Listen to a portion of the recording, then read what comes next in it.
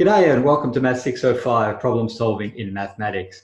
I'm Dr. Adrian Gentle and I'm your instructor for the semester.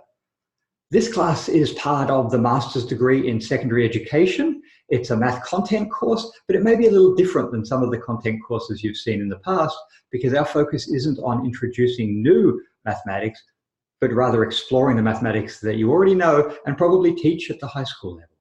So our focus is on problem solving, and I really view that as a model of mathematical thinking. So we're going to be doing all of the things that mathematicians do, but using the mathematical content from the high school to do it. So we'll be exploring and we'll be conjecturing and we'll be making rigorous arguments and we'll be collaborating with our peers. And so we'll really be getting into the essence of mathematical thinking using problem solving. As I hope you know, mathematics is a creative and active human endeavor. It's a living field. It's not a collection of dusty old algorithms, but sometimes we let our students think that maybe it is. And so part of the process we're going to be engaged in today, or this entire semester, is to explore mathematics from a creative, problem-solving, knowledge-generating kind of perspective. And hopefully that's something we can bring back to the classroom. So our class is going to be taught in very much that way. We're going to engage in problem solving. There's no good talking about the idea. We need to be doing the problem solving. So throughout the semester, we'll be solving problems. Some of them will be easy problems. Some of them will be hard problems. And by problem, I don't mean exercise at the end of a section in a textbook. I mean a mathematical problem that may even take a week to understand what it's asking, that takes exploration, that takes insight, that takes creativity to explore and to solve. And hopefully it'll be fun. That's my goal.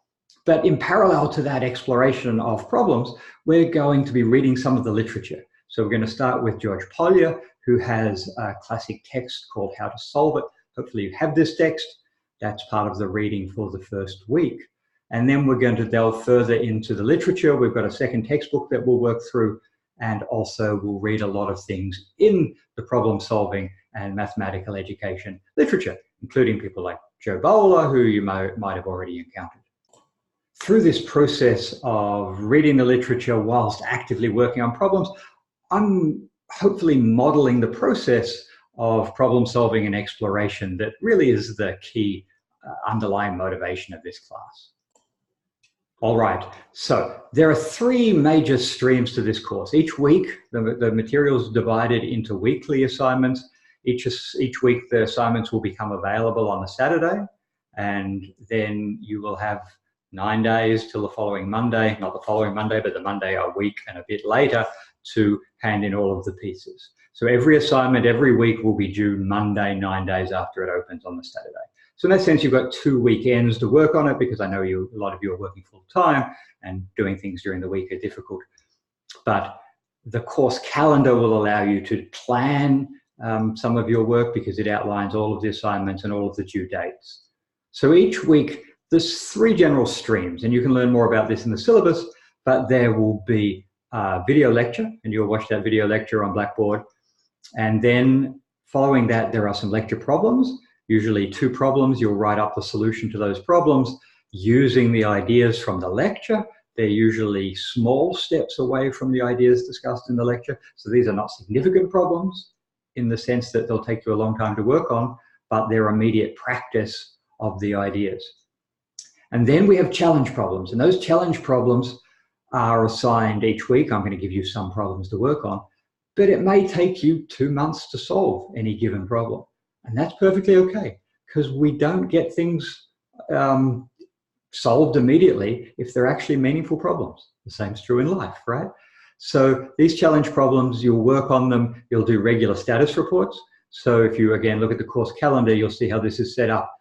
But every other week, you'll do a status report where, for me, you write up a brief report on what you've been doing and how the work's going and how you're feeling about the project and what you're thinking about working on next for one single one of these challenge problems. You should always be working on a couple of them, but any given week, you're going to tell me about one of them. Well, actually, every other week, you'll tell me about one of them. The week in between, you'll make a presentation for your peers. So you'll make a video presentation, just like the one I'm talking in now, and you'll post it in the discussion forums. And then the following week, your peers will give you feedback on it, because this is our collaboration. right? I want us to be collaborating on these problems. I want these problems to be to develop interactions between everybody in the class, right? Maybe a few people are working on any given problem, but these problems are difficult, and mathematicians work together. Mathematicians attack problems together, describe what they're doing, get the thoughts of other people. This is an important part of mathematical practice, and that's part of what we'll be modeling in the course through these challenge problems. The last part of the three streams, the third stream, is the readings. So each week there'll be some readings. To begin with, they'll be from the textbooks. Later on in the semester, they'll be from the scientific literature. And you'll write a short response to each of these, typically a few prompt questions that you'll answer with a paragraph or two where you describe the thesis of the article and make connections with readings we've done before and that kind of thing. So there'll be more information about all of this in the weekly folders. If you have a look at the course tour folder, you'll see how everything's set up, at least to begin with. And each week a new folder will appear for the current week, and it will outline very clearly the material to be worked through in that week. Okay, another central theme of the course that will run through the semester is the idea of struggle and failure, right? Hopefully productive failure. These are not bad things. These are positives. If you're struggling with an idea, it means you're learning something new, unless you give up and walk away. So part of what we learn this semester is the importance of struggle, the value of struggle. So there will be an ongoing, every 3 weeks, again, it's on the course calendar, but every 3 weeks there'll be an assignment where I ask you to outline the greatest way you've failed or what you're really struggling on right now in a mathematical sense, right? Because I want to make these struggles visible because they're so important, because without those struggles, we're not learning. Struggles shouldn't be something that we hide. We shouldn't be celebrating the fact that we get something quickly, because if we understand something quickly, we probably don't really understand it because we haven't had to struggle with it. We haven't had to explore it. We haven't had to play with it. We think we understand it until we actually try to use it for something. So we should actually be celebrating the fact that we are struggling with an idea initially, because that's an opportunity to learn. And so that's another underlying theme that is kind of celebrating struggles and productive failures in the course. We'll come back and talk about these on a regular basis. So hopefully that gives you an idea of what the course is like. In the first week, what I'd really want you to do to begin with is post an introductory video. You'll see that I've posted an introductory video of myself, just talking about myself. There's some questions that you're asked to address in the introductory video. So have a go at that. That gets us going with the technology, creating a voice thread, posting the voice thread. These are things we'll be doing regularly through the course. So this introductory video is an opportunity to get going with that. If you look on the left-hand side, you'll see of the course, you'll see there's a technical help section, and that's where you can find information about doing these things, building voice threads and posting voice threads. If you've done them before in class, that's great. That'll probably be pretty straightforward. That's our first activity this week.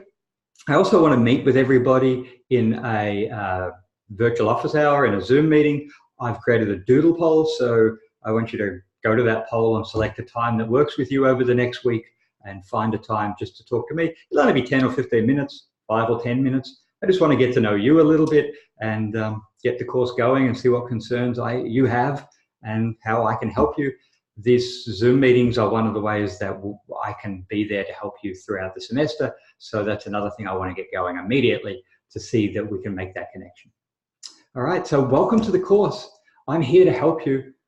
Email me at any time. We can set up a Zoom meeting. Because so many of you are teaching during the day, I haven't set up formal office hours, but I can. If people would like me to set up office hours at, I don't know, 4 o'clock on a Monday afternoon or something, we can do something like that. Or we can just play it by ear, and you can email me if you want to chat, and we can set up a virtual meeting. So we'll see how that goes. I'm going to talk to you about it when we do the one-on-one meetings initially and see what your preferences are. But I'm really here to help you. Email me anytime. I'll get back to you quickly. I hope you have a wonderful first week. Welcome to the course.